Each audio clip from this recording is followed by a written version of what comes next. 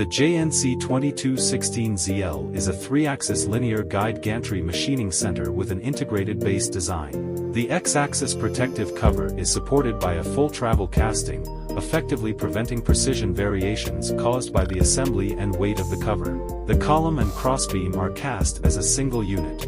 The Z-axis spindle housing features a 4-linear guide design and comes standard with a nitrogen counterweight. It includes a BT50 direct drive spindle with a speed of 8,000 RPM. The Y-axis offers extended travel for tool changes without occupying the machining area. The casting includes a dual spiral chip conveyor, and the sheet metal exterior is simple and aesthetically pleasing. The 3-axis travel is 2,200 by 1,700 by 670 mm, making it suitable for industries such as mold making and parts manufacturing.